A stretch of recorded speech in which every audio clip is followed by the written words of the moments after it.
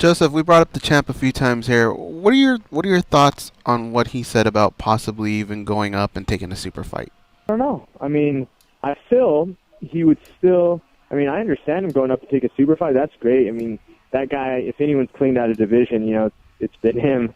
I mean, aside I guess from Cejudo, which I would be. I would fight him next to before a title, after whatever happens. I don't really care. But that makes sense for him. He's improved a ton since his loss to Dominic Cruz. I'm sure he'd like to get that one back, just as I would like to get that one back against Demetrius. You know what I mean? Because I know, I can give him a better fight, especially than my last one. So that would be cool. The thing I think would be cool about it now is I wouldn't love if he had to relinquish the title, because then it'd be like, okay, the only reason I'm getting it is because he went up or whatever. I'm getting a title shot. Maybe I fight Pseudo. Maybe Dawson would come back to 25. Who knows? Those are thoughts that I think of.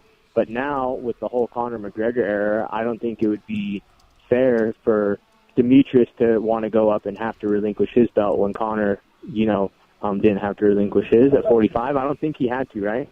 No, he did not have to.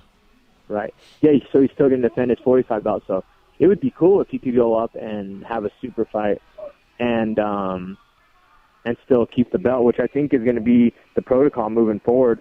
Is there something you'd at least like to say in terms of your decision to train in Colorado? Like, I'm sure what's going to come up is, well, how did you handle that with Team Alpha Male? What's your relationship with Team Alpha Male? So would you just like to address that now? Because I got a feeling you'll get bombarded with that on Fight Week.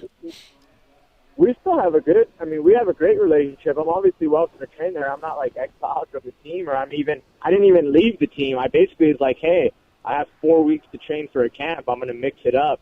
I don't think what people don't realize is this is something that me and people on our team have been doing, and people in the sport in general.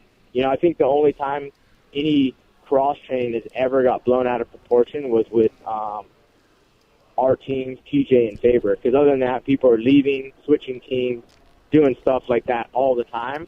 But the fact that it was kind of more publicized on The Ultimate Fighter and just more publicized in the media is the only reason. And I think just the fact that our team has been so close-knit, it was kind of like, oh my God, there's a thing happening with Alpha Male, someone's changing, where people don't realize people switch coaches and cross-train all the time. Even with me, I've been cross-training with Gifford in them and Lundell, right?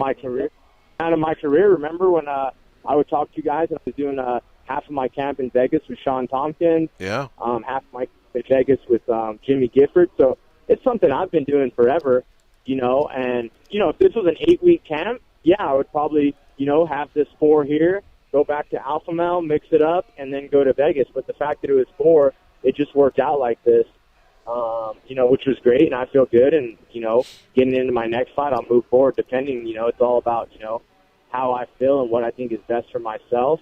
And everyone over there at Alpha Male, who those guys are family to me and they're friends, they're not in it for any other reason, then they just want the best for me. So, when I tell these guys, hey, I'm training over here so I feel good, they're going to support me either way.